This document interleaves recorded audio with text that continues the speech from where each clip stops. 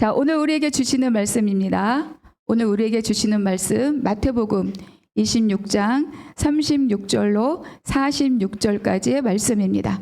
우리 모두 한 목소리로 함께 봉독하겠습니다.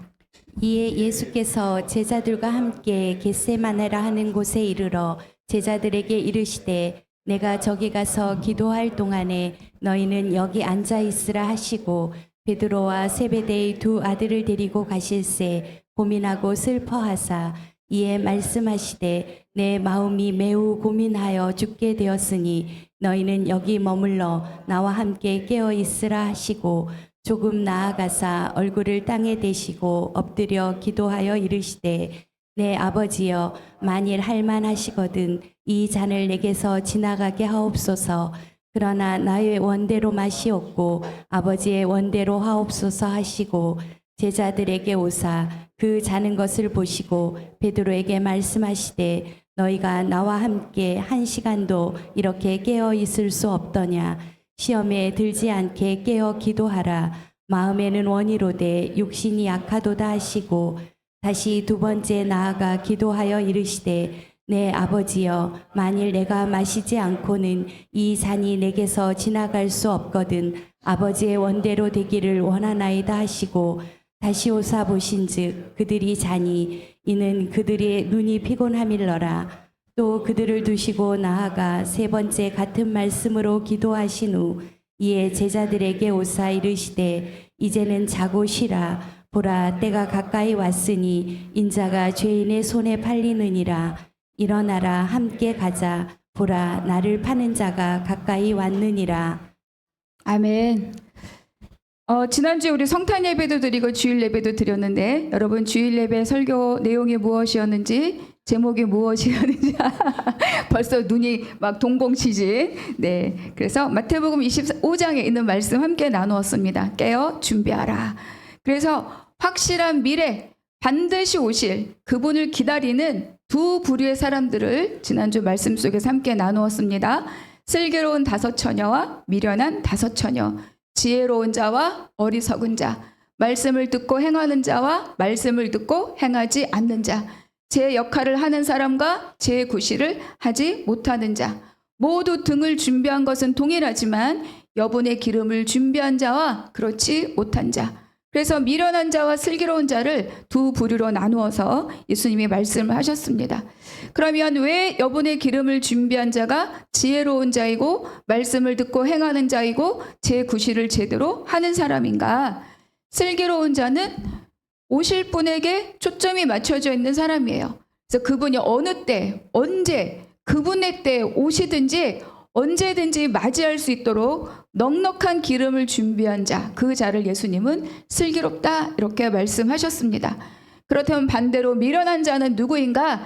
자기 생각, 자기 판단으로 시점을 정해놓는 거죠. 그래서 오실 그분에게 초점이 있는 것이 아니고 내 생각과 내 판단에 집중하고 있는 자, 그 자를 미련하다 이렇게 말씀하셨습니다.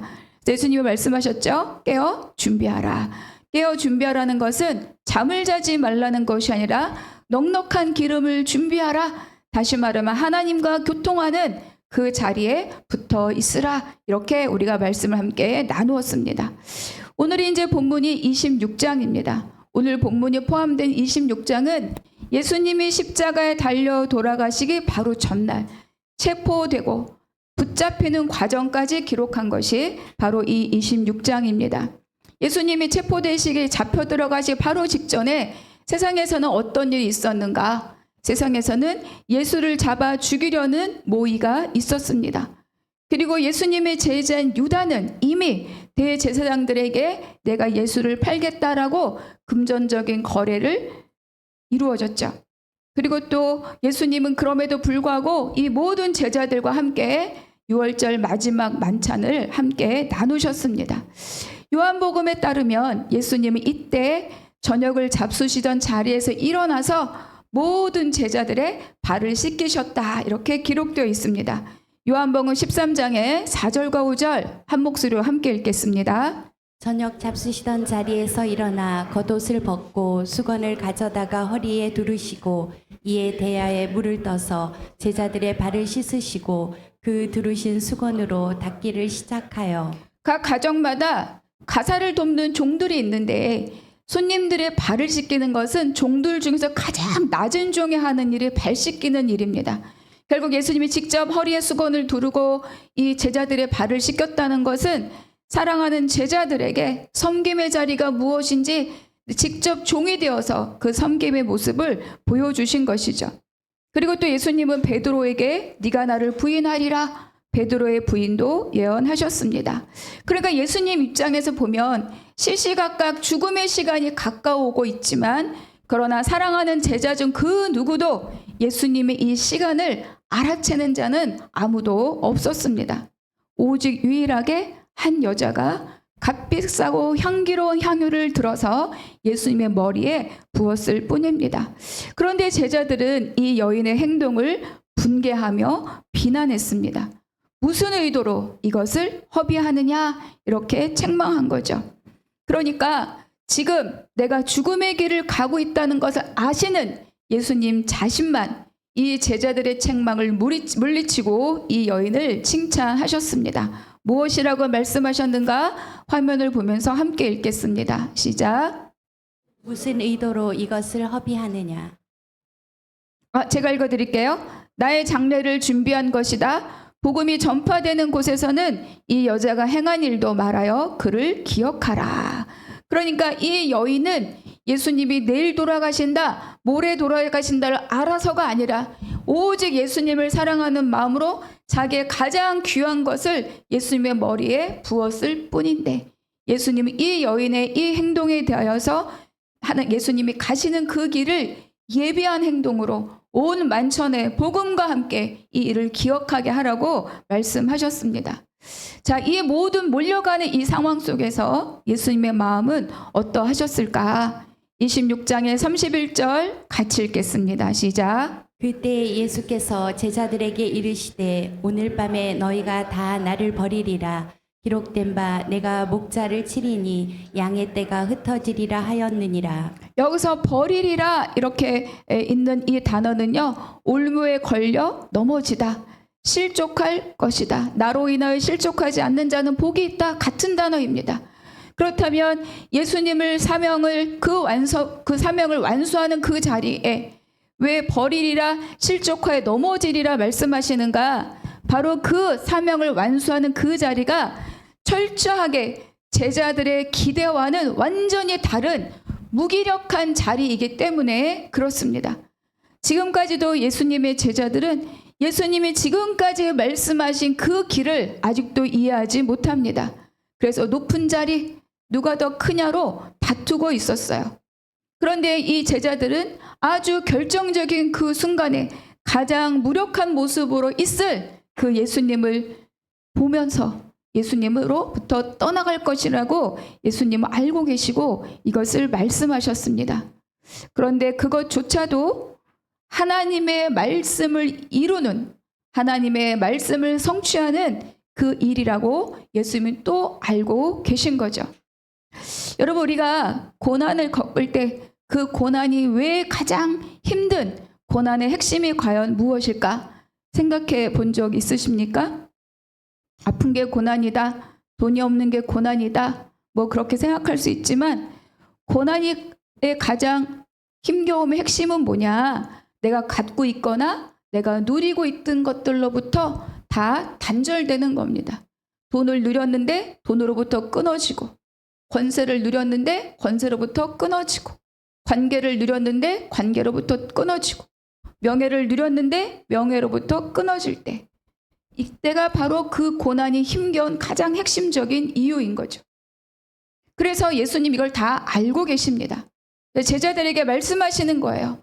너희가 지금은 다 내 앞에 있지만 이미 한 제자는 팔아 넘기기로 계약 완료했고, 또 나머지 제자들도 목숨을 걸고라도 지킬 것처럼 이야기하지만 그러나 예수님은 버림받을 것이다. 그러니까 지금 이 겟세마네 동산으로 가시는 이 예수님은 이 모든 상황을 다 끌어안고 그리고 기도하러 가십니다. 근데 여러분, 우리가 가끔 예수님이시니까, 예수님은 하나님의 아들이시니까, 예수님은 완전하시니까 그래서 내가 겪는 고난의 깊이와 무게보다는 그래도 좀 더 쉽지 않을까 이렇게 생각하고 계신다면 그거는 대단한 착각입니다. 왜 그렇습니까? 예수님은 완전한 인간이십니다. 채찍맞으면 살갗이 뜯겨나가고 피가 튀고 고통스럽고 슬픈 거 보면 눈물을 흘리는 그런 분이 바로 이 예수님입니다. 자, 여러분 오늘의 말씀 속에서 예수님의 고통과 예수님의 아픔이 여러분 속에 있는 고통과 아픔과 함께 비교되고 견주어지면서 처리되기를 축복합니다. 그래서 우리가 한번 36절 같이 읽겠습니다. 시작. 이에 예수께서 제자들과 함께 겟세마나라 하는 곳에 이르러 제자들에게 이르시되 내가 저기 가서 기도할 동안에 너희는 여기 앉아 있으라 하시고. 겟세마네라는 뜻은 기름 짜는 틀이라는 곳입니다. 감람산 근처에 있는 장소. 그러니까 거기서 감람을 따서 올리브를 따서 기름을 짜는 그런 곳이 바로 이 겟세마네인 거죠. 사실 겟세마네는요 고유명사가 아니에요. 그러니까 우리가 옛날에 동네에 방앗간이 여기저기 있잖아요. 거기 방앗간이 여기에 있어. 방앗간이 산 너머에 있어. 라고 하듯이 기름 짜는 곳이 곳곳에 있었기 때문에 그곳은 다 겟세마네예요. 그런데 이 겟세마네는 왜 이렇게 고유명사처럼 되었는가? 오늘의 현장 때문에 그렇습니다. 예수님이 이 감람산 근처에 있는 이곳에서 정말로 땀방울을 피로처럼 흘리듯이 기도한 그곳이다. 그래서 이곳이 마치 고유명사처럼 우리에게 비춰지는 거죠. 근데 이 겟세마네는 예수님이 자주자주 들르셨던 곳입니다. 이곳에서 기도하셨고 이곳에서 제자들을 가르치셨고 또 이곳에서 후에 승천하셨고 그리고 예수님의 재림의 약속이 있는 곳이 바로 이 감람산입니다. 그러니까 예수님은 이곳에 제자들과 함께 왔던 아주 익숙한 곳이기 때문에 제자들과 더불어 이 기도하러 이곳에 오르셨습니다. 37과 38절 같이 읽겠습니다. 베드로와 세베대의 두 아들을 데리고 가실새 고민하고 슬퍼하사 이에 말씀하시되 내 마음이 매우 고민하여 죽게 되었으니 너희는 여기 머물러 나와 함께 깨어 있으라 하시고. 자, 그런데 예수님이 이곳에 가서 기도하시면서 제자들에게 말씀하시죠. 내가 고민하고 슬퍼한다. 그리고 매우 고민하여 죽게 되었다. 도대체 예수님의 고민과 슬픔은 무엇일까? 우리가 쉽게 생각하면 예수님의 고민과 슬픔은 바로 십자가라고 생각합니다. 맞는 말입니다. 그런데 우리가 마태복음을 끝까지 말씀을 따라 읽다 보면 예수님의 고통과 슬픔은 십자가 자체가 아닙니다. 그것은 이 십자가 자체가 예수님의 고통과 슬픔이라기보다는 십자가를 지는 것으로 인해서 치러야 될 죄인으로서의 대가에 대한 고민과 슬픔입니다. 여러분 말이 이해가 되십니까? 십자가 자체가 고통이고 슬픔이 아니라 십자가를 진다는 것은 무슨 뜻입니까? 내가 죄인이 된다는 뜻이에요. 그러면 그 죄인에게는 어떤 대가가 주어집니까? 하나님과의 관계가 끊어지는 대가가 치러져야 됩니다. 하나님께서 예수님에게 우리의 모든 죄를 담당시키셨고 그 예수님이 곧 죄 자체가 되셨습니다. 고린도서 5장 21절에 제가 읽겠습니다. 하나님의 죄를 알지도 못하신 이름 우리를 대신하여 죄로 삼으신 것 우리로 하여금 그 안에서 하나님의 의가 되게 하려 하십니다. 그분은 죄도 없고 죄도 모르시는 분인데 그러나 우리를 대신해서 예수를 죄로 삼으셨다는 거예요. 예수님 자체가 죄라는 뜻입니다. 예수님은 죄가 되어서 십자가에 오르시고 우리는 의가 되어서 하나님의 자녀로 신분이 회복됩니다. 그러니까 예수님 자체가 죄가 되었기 때문에 십자가라고 하는 것은 하나님과의 관계를 끊어버리는 그런 결과를 갖고 옵니다. 하나님은 결단코 죄를 용서할 수 없는 분이죠. 죄와 함께 걸 수 없는 분입니다. 그렇기 때문에 하나님의 형상으로 지어지고 하나님 일을 대행했던 그 아담이라 하더라도 하나님 앞에 범죄했을 때 바로 그 동산으로부터 쫓겨났음이 바로 그 증거입니다. 그러나 하나님은 또 긍휼이 크시고 사랑이 크신 분이기에 쫓아낸 그 순간부터 다시 그 죄인을 하나님의 자녀로 부르기 위한 구속사의 계획을 하신 거죠. 그래서 창세기 15장에 있는 말씀처럼 여자의 후손으로 오신 분이 바로 우리 주 예수 그리스도이십니다. 그러나 이 과정을 우리가 생각해 봤을 때 죄를 담당한 제물로서 십자가에 달리는 그 순간, 그 시간은 무엇입니까? 바로 하나님으로부터 쫓겨나가는 시간입니다. 예수님의 심한 고민과 슬픔은, 그 고통은 바로 이 자리입니다. 십자가의 지기를 싫어하거나 그 사명 자체를 거절하거나 또 그것을 십자가를 두려워하는 것이 아닙니다. 여러분, 다윗이 밧세바와의 범죄 후에 그가 가장 울면서 두려워하며 탄식하며 애걸했던 것이 무엇입니까? 나에게 벌을 내리지 마십시오가 아닙니다. 다윗이 가장 울면서 기도했던 것은 주 앞에서 나를 쫓아내지 마십시오. 주의 성령을 내게서 거두지 마십시오. 이것이 바로 다윗의 가장 애절한 기도였어요. 바로 그런 심정의 고민과 슬픔이 바로 이 예수님이 갖고 있는 고민과 슬픔입니다. 여러분, 우리가 생각해 봅시다. 내가 어떤 사명을 감당하기 위해서 모든 오해를 무릅쓰고 그 사명의 자리를 갈 때 내가 가족과 자녀 어떤 가능성도 없이 내가 다 두고 떠나야 한다면 우리에게 큰 짐으로 오는 것은 사명입니까? 가족과의 헤어짐입니까? 가족과의 헤어짐 때문에 사명을 묻게 되는 거예요. 그러니까 나와 아버지는 하나이다. 그는 하나님의 영광의 광채시여 그 본체의 형상이시라. 이게 바로 예수님의 정체성인데, 예수님이 죄를 진다고 하는 것은 이 모든 일체됨이 사라지고 관계의 단절로 인한 고통을 대가로 지불해야 한다. 이것이 바로 예수님이 심히 고민하여 죽게 된 그의 고통입니다. 하나님과의 관계가 깊은 자만 가질 수 있는 고통이에요. 하나님 알지도 못하고 우상 섬기기도 하고 있다면 그게 뭔 상관, 십자가만 안 지면 되지.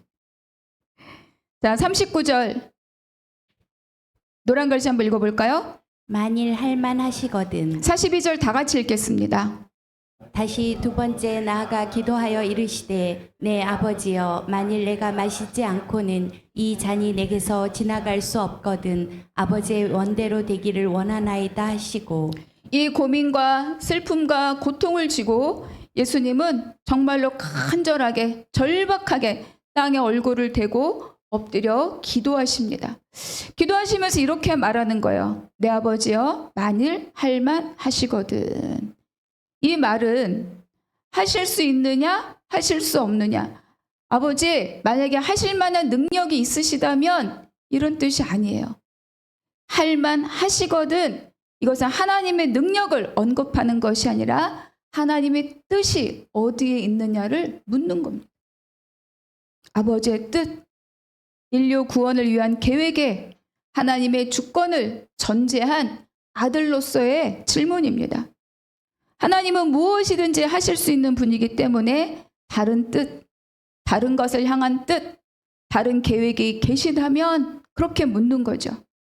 그래서 메시지 성경은 이 구절을 이렇게 번역했습니다. 내 아버지, 다른 길이 있거든 나를 여기서 벗어나게 해 주십시오. 그러나 내가 원하는 대로 하지 마시고 아버지께서 원하는 대로 행하십시오.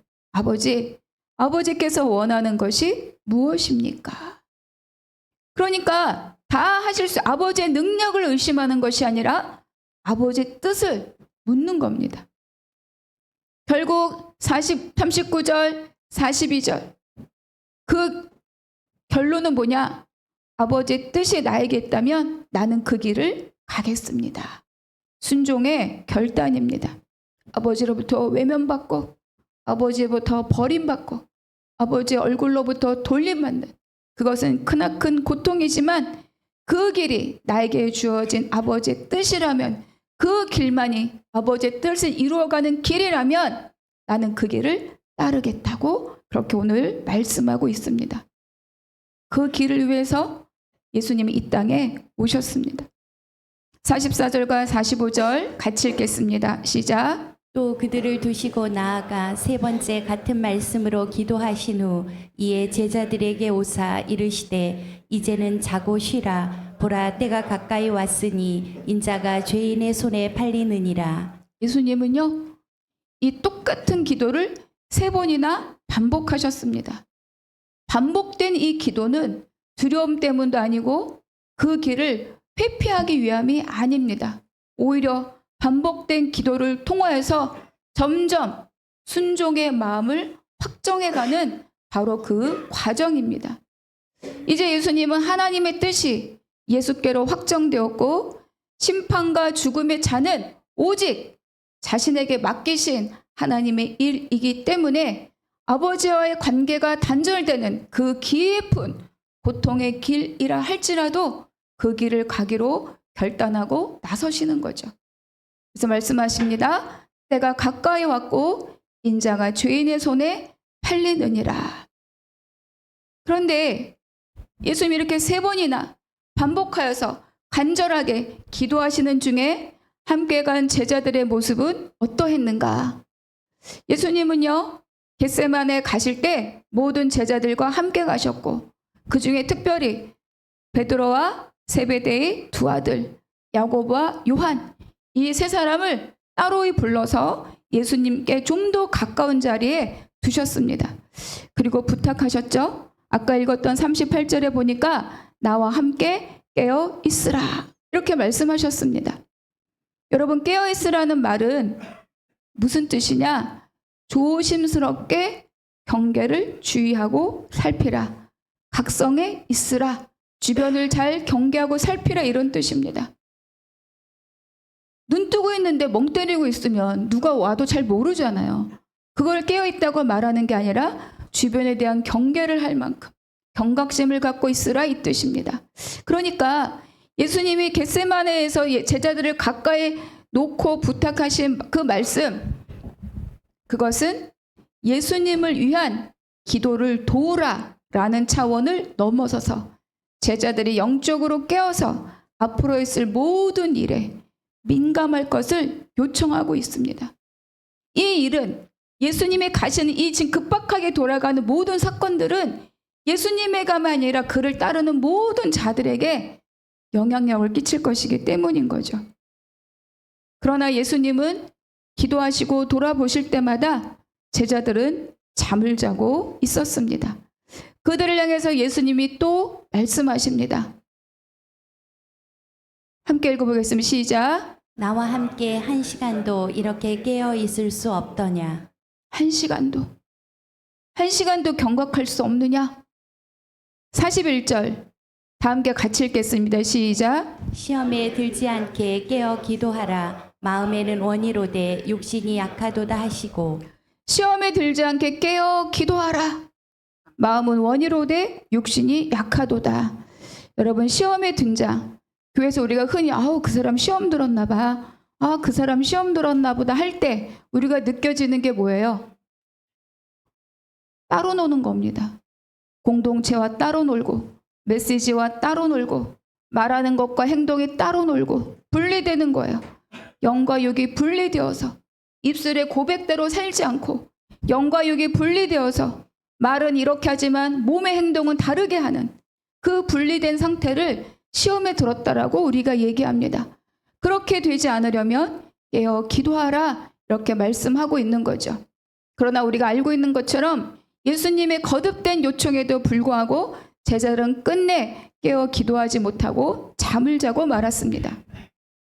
곧 어떤 일이 얼마나 급박하게 들이닥칠지 알고 있다면 그들이 어떻게 잠을 잘 수 있었겠습니까? 3번의 기도를 마친 예수님은 제자들에게 오셔서 말씀하십니다. 이제는 자고 쉬어라. 그런데 이제 우리 요 개역개정에 이렇게 번역되어 있지만 다른 성경에는 굉장히 다양하게 기록되어 있어요. 아직도 자고 있느냐?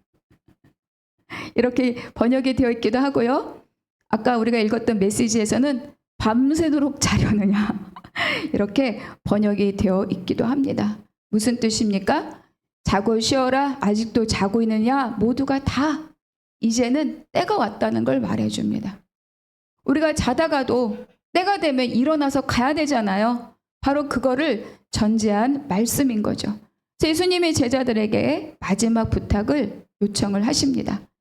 46절 함께 읽겠습니다. 시작. 일어나라 함께 가자. 보라 나를 파는 자가 가까이 왔느니라.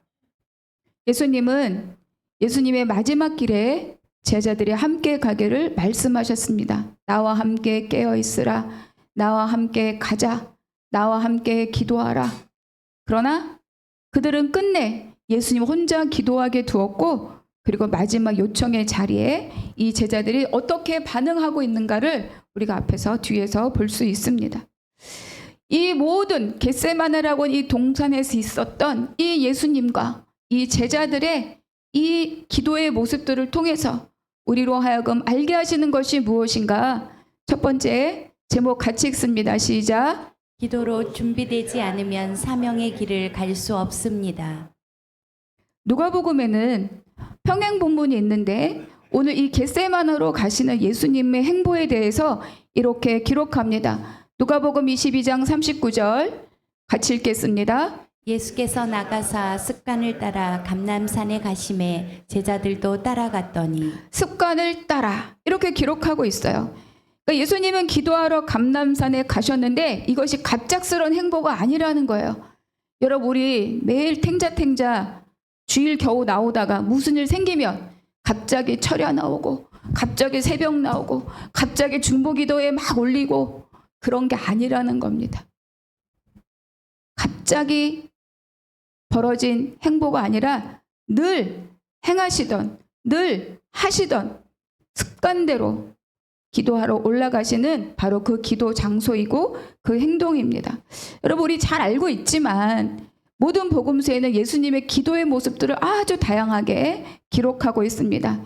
예수님은 새벽 아직도 어두운 때 한적한 곳으로 기도하러 가셨고, 세례 후에 광야에서 금식하며 기도하셨고, 또 변화산에 내려와서 자녀를 위해서도 기도하셨고, 제자를 부를 때도 기도하셨고, 어떤 상황과 환경 속에서도 기도하셨습니다. 예수님의 모든 행적에 기도가 함께합니다. 그 모든 것을 습관을 따라 이렇게 기록한 것입니다.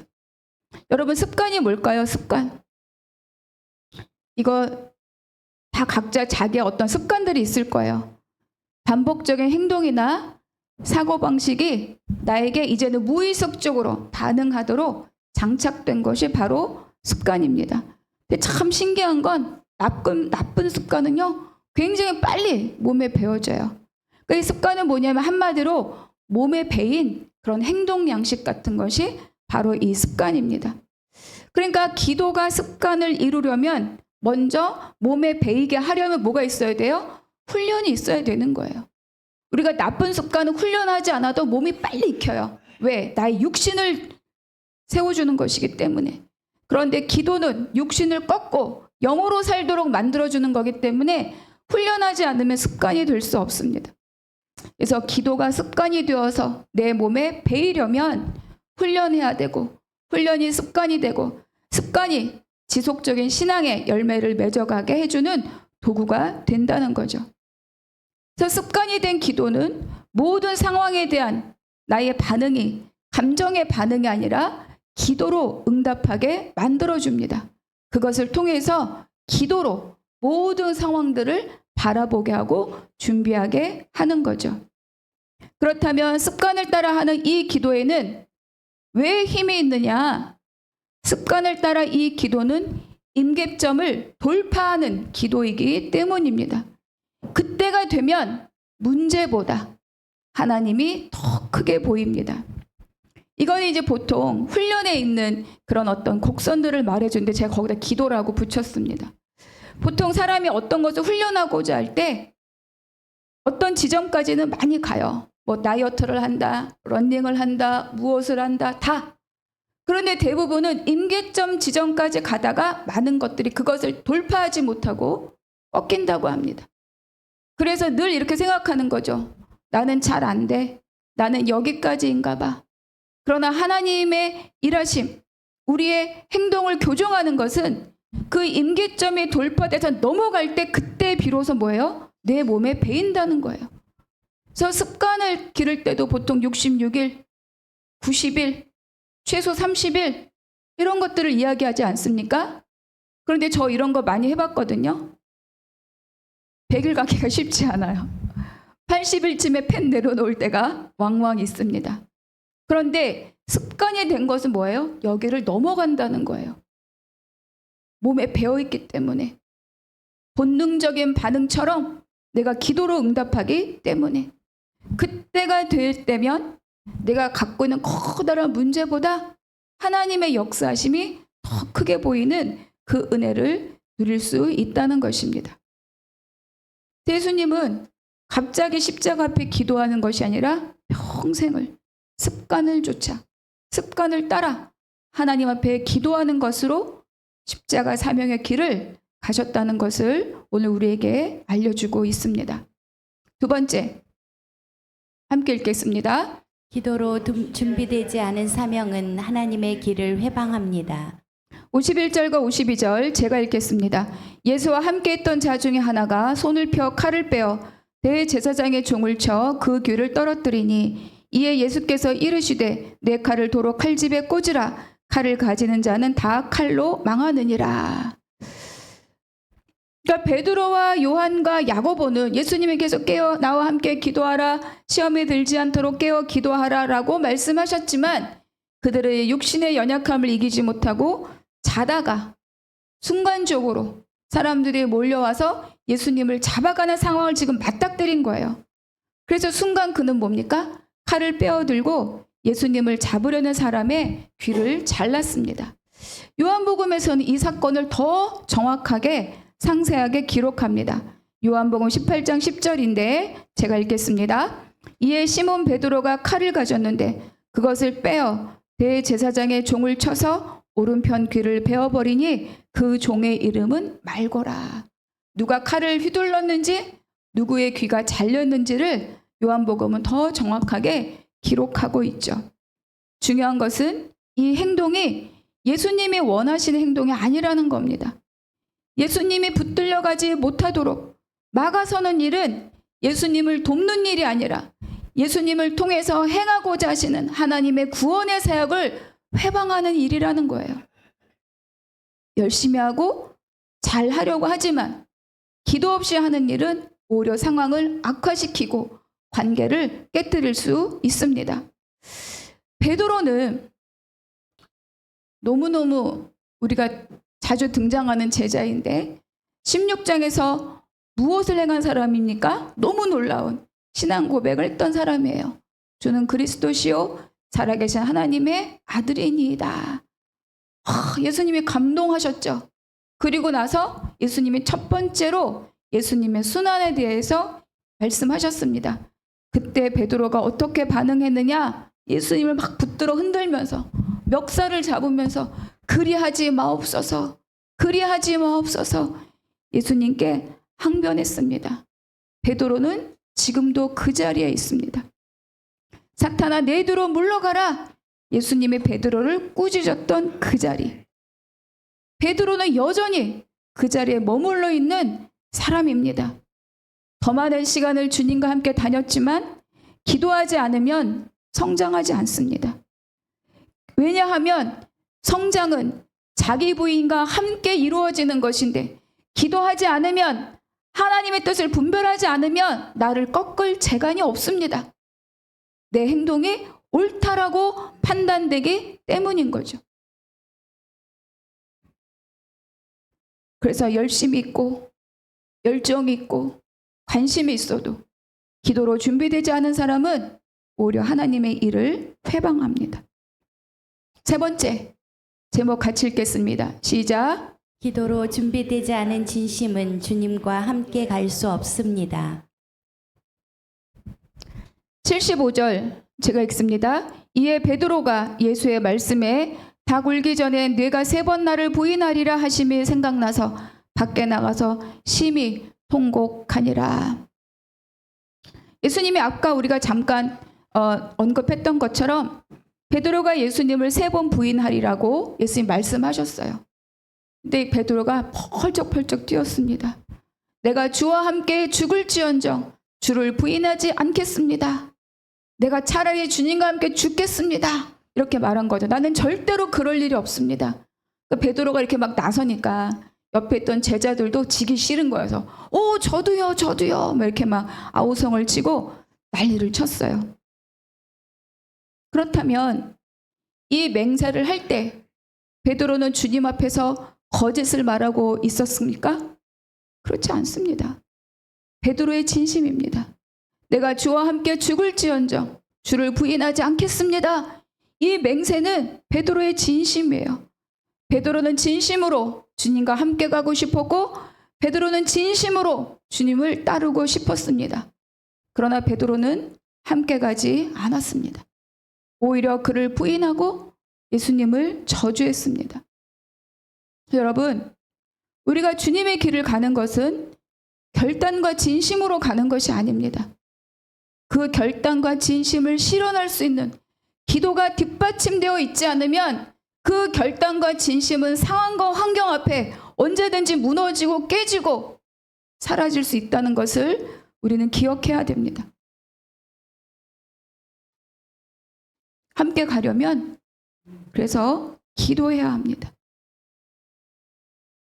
E.M. 바운즈라고 기도에 관한 책을 많이 쓰신 분이 있어요. 저도 몇 권 갖고 있는데 거기 이렇게 한 글귀가 있습니다.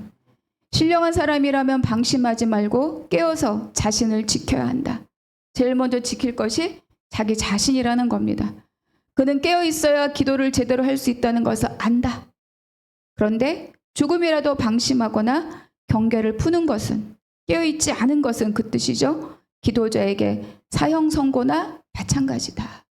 기도하는 사람, 주의 길을 함께 가려는 사람은 언제나 늘 깨어서 영적인 긴장감을 갖고 민감함을 갖고 주님과 더불어 가는 그 길들을 준비해야 된다라고 말씀해 주고 있어요. 아까 기도하실 때도 말씀하셨는데 우리 교회가 사람을 살리고 교회를 세우는 한나무 교회. 그렇게 시작한 지 1년, 첫 예배를 드린 지 1년 2주 지났습니다. 여러분, 우리 이 교회 표현은 진심입니다. 진심.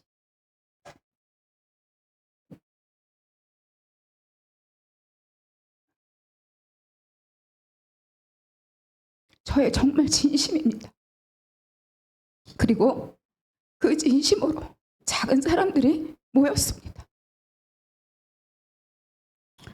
그런데 아까 말씀드린 것처럼 그 표어가 아무리 멋지다 하여도 하나님의 뜻에 합당하다 하여도 함께 깨어 기도하지 않으면 그것은 아무런 능력이 없는 멋진 글자일 뿐입니다. 신앙 고백을 했어도 주의 뜻을 모르면 그 순간 사탄아 내두로 물러가라 말씀하는 것처럼 아무리 멋진 표어를 갖고 있어도 그 안에 우리가 기도를 심지 않으면 그것은 무력한 글자에 불과할 뿐입니다.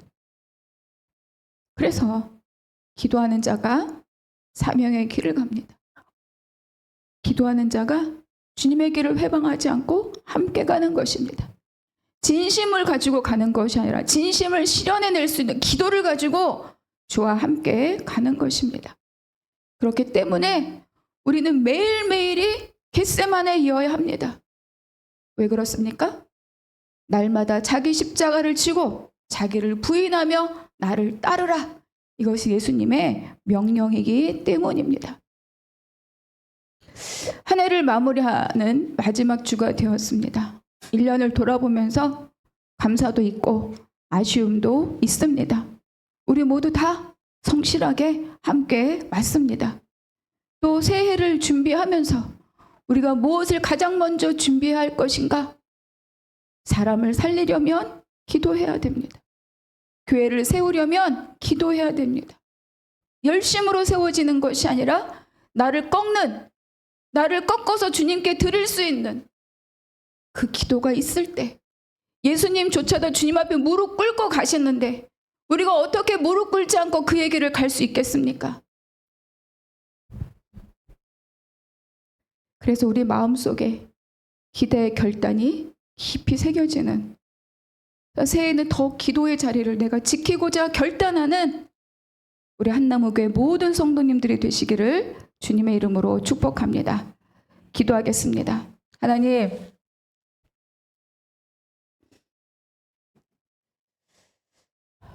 땀을 흘린 것뿐만 아니라 몸을 쥐어 짜듯 그렇게 간절하게 하나님 앞에 기도하며 예수님은 십자의 길을 가셨는데 나는 그런 기도조차도 없이 헐렁헐렁 그 길을 가고 있었던 것이 아닌가 돌아보게 하심에 감사합니다.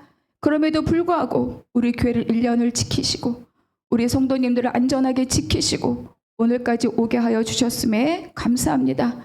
더 기도를 지키고 기도로 세우고 기도로 살리는 우리 모든 성도님들의 삶과 우리 한나무 교회가 되게 하여 주시옵소서.